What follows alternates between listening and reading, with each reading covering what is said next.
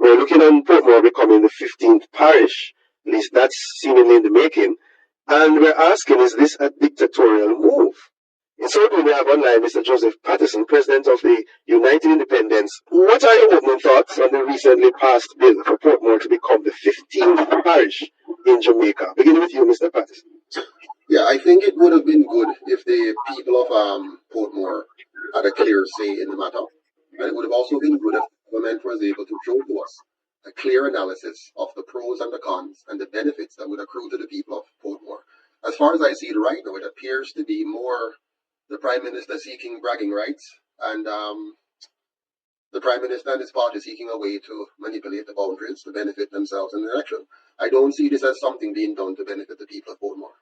When we're talking about parish status, what is your understanding of the criteria for achieving such? In other words, what makes a parish a parish? Mr. Patterson, do you know? No, I actually don't know what makes a parish because we've had parishes now for 160 years.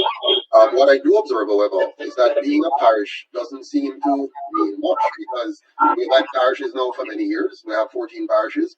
Look at the condition of those 14 parishes and ask myself the question, how will Portmore becoming a parish change the condition of life? How will life be improved for the citizens of Portmore? And the way to look at that is to look at other parishes. How is life improved for Hannibal?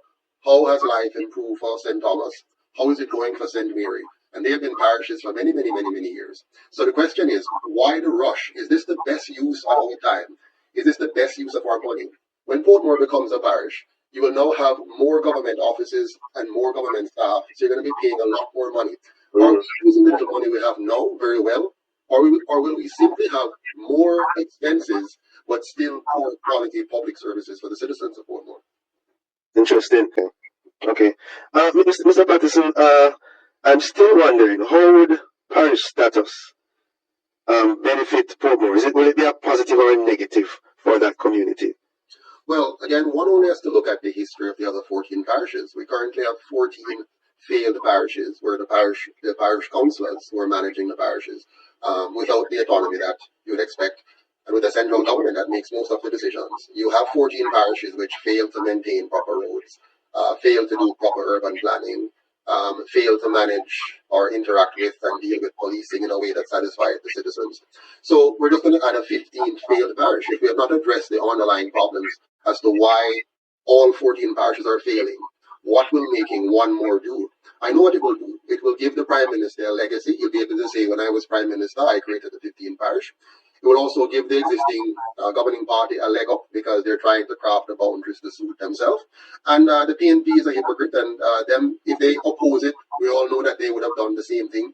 So really, Jamaica is suffering from a systemic problem of bad governance, and one that can only be fixed by us relieving ourselves of these two parties and starting with something different. So the bottom line is, we don't need a 15th parish. What we need is good governance. I'm sure if you put it to the people of Portmore today and ask them, do you want good roads, good water supply, eradication of mosquitoes, good policing so you feel safe, a hospital, an efficient government service, meaning you don't have to stand up in long lines and so on?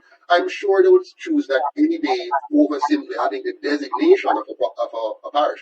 So we need to move away from simply looking at the form to the substance. We want substantive change, good governance to make our lives better. Yeah. Mr. Patterson? Your take on that in terms of the residents of Portmore, from what you have heard, sure. Have they been adequately consulted? So I lived in Portmore for a number of years. From I think about 11 years, I lived in Portmore. And looking back at the state of the Portmore today, you've seen a lot of construction being done and so on. But the people are generally busy just trying to survive. We live in a very harsh Jamaica, a very harsh economy. And uppermost in the minds of people are not for Portmore to become a parish. It may sound nice and tantalizing, it sounds pretty, and some people will just speak out of ignorance.